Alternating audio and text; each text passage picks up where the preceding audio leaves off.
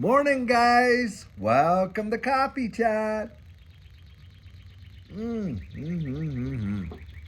Oh my goodness, I'll tell you what, boy, did my bones ever ache waking up this morning. Don't know why, but it's like one of those things. All the injuries you had when you were young, they come back to haunt you when you get a little older, and that's for sure. But boy, I'll tell you, what an absolutely gorgeous day it is out here. And it's just as mild as could be, and birds chirping away just as if the world was perfect. But of course, we know the world is far from perfect, that's for sure. Guys, I was reading two articles today, and the first one, I'll tell you what, just has me. It is just absolutely. This one takes the cake. Now, it's about Klaus Schwab, and so apparently Klaus Schwab is going to step down and retire from his executive chairman position at the WEF. Now, listen to this. So the role that he's going to transition into is non-executive chairman. Have you ever heard of that? So basically, this guy is still going to be the de facto one pulling all the strings over there. And the real wild thing is this WEF, it's bringing in over 500 million in revenue a year. Now, Klaus Schwab is the guy who founded it, like, about 50 some years ago.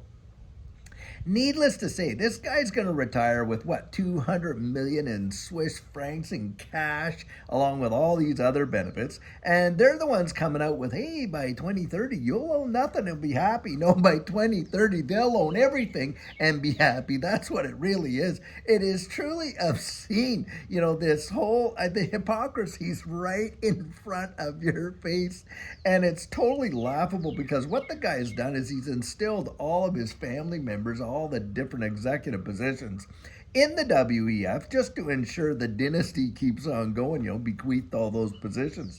And so, guys, when you hear the nonsense that they're selling out there, this whole thing that, oh, well, we all need to cut back, that's all for us. Do you think that that is not, and we know it, it's not for them, but what really blows my mind is the level of hypocrisy that they literally will throw out right in front of your face. They literally believe that they are a special breed above all the rest of us, and boy, they know how to run the wide world, and the rest of us little, pawns and peons don't have a clue, and we need somebody to kind of take care of us, and give us universal basic income, and oh, well, you can eat bugs while we have, lamb, and you can eat, on and on, the total utter nonsense of it all, but that's exactly what they think. And we've lived through that in history before, haven't we? We all know what serfdom was, and we're not willing to go back to that. I don't know, maybe some of these people are, but I sure aren't, and I'm sure a lot of you aren't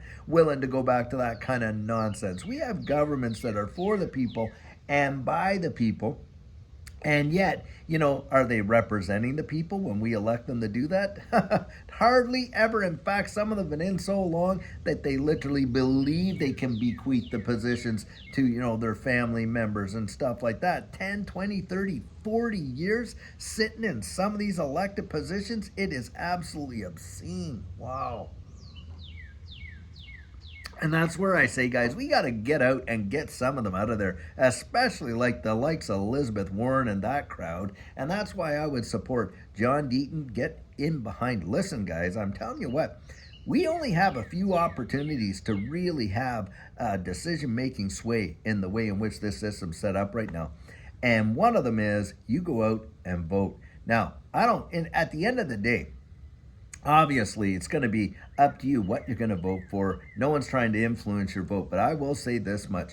If I was sitting there at the polls, I would be thinking about those individuals that are representing the fundamental things that I believe in and who are going to be out there backing, the people that sent them there to do the job, that they will literally be representing them, not representing themselves or the special interests or the lobbyists or any of that, the actual people that sent them there to do the job. And that's why I would support a guy like John Deaton out there in Massachusetts, because he represents this space. He has gone out advocating for you and I in this whole XRP SEC lawsuit, and in a big, big way, and really put his reputation on the line. And I've heard people say, oh, well, maybe he got paid for it or XRP. That is absolute hogwash.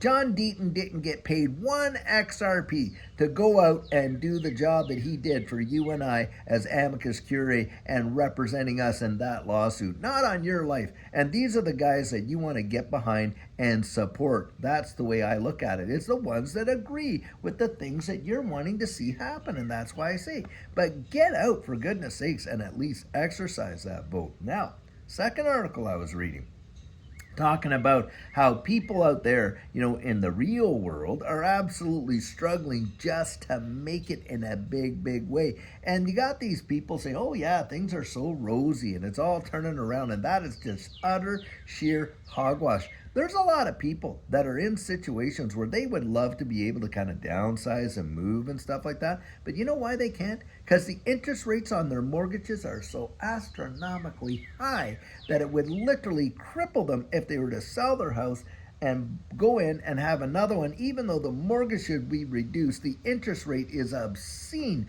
and so therefore they're stuck. They can't move, they can't do this, they can't do that. And then you got all these other service businesses. Hey, when people cut back, what do they cut back on? These extra services. And so, they were actually quoting a girl in there who was saying, listen, I actually provide various services to people in their homes and this and this and that. And when they cut back, they don't call. And as a result, I absolutely don't have what I need to have.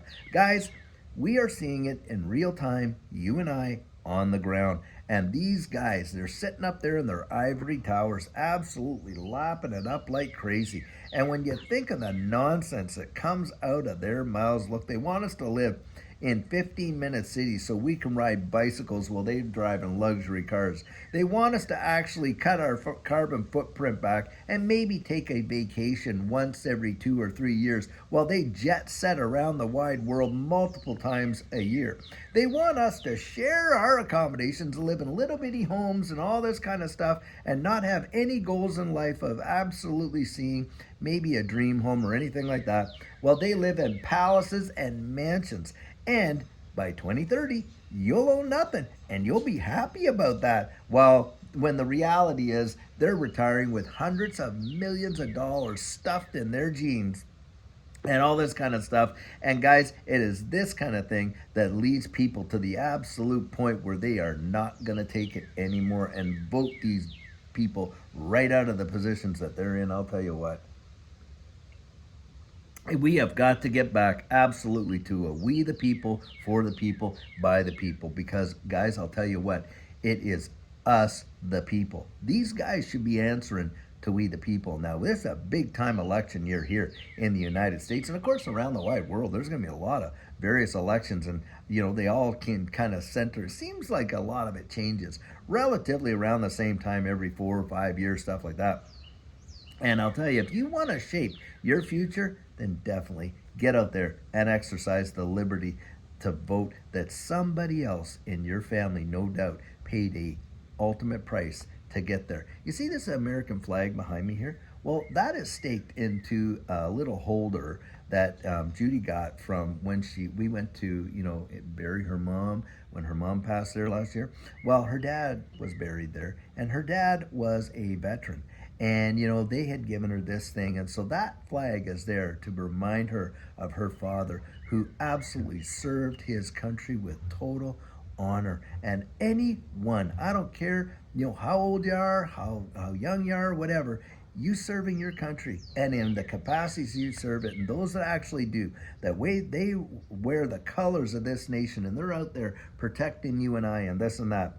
In law enforcement and all the other agencies that are a part of doing that, I commend you 100%. But guys, remember this, y'all took an oath. You took an oath to defend what that flag stands for. And guys, when you see all this nonsense going on, you know very well, being in those positions, that you do not, look, you're out there to absolutely help protect the society for which this country for certain, was founded on.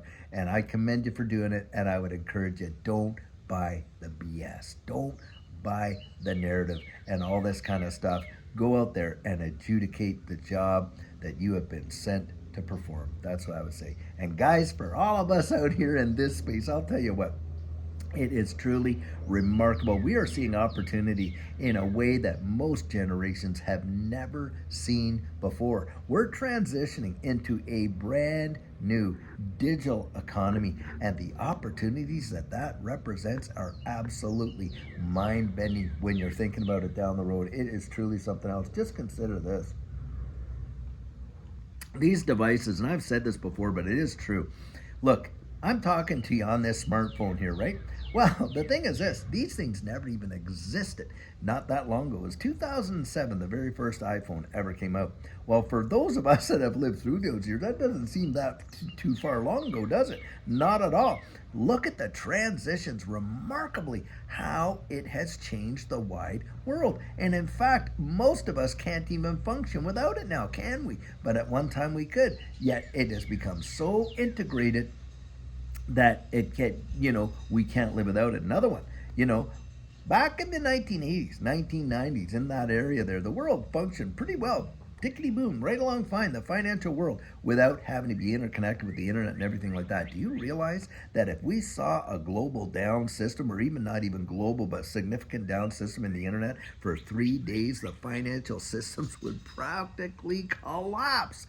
Guys, that shows you just how dependent we are on it. Well, I think this distributed ledger technology has the potential to swallow the internet whole and happen way faster in terms of our reliance upon it than the internet did, or all this other stuff, or these cell phones or anything. It is going to be truly something.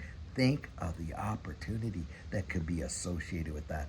That's where life-changing and generational wealth usually comes from, is knowing and seeing those opportunities. And if you're aware of this space, I would just say thank God for the blessing of that knowledge, because most people are absolutely oblivious, and yet it's going to form the very foundation of what this new digital economy is all about. I'll tell you, exciting times. So guys, buckle up, because things are going to get exciting, to be sure. And look at how the market is reacting this morning. That's how fast things can change in this space. Truly phenomenal. Well, I'll tell you what, until later on when we have an amazing video for you, have a great one and take care.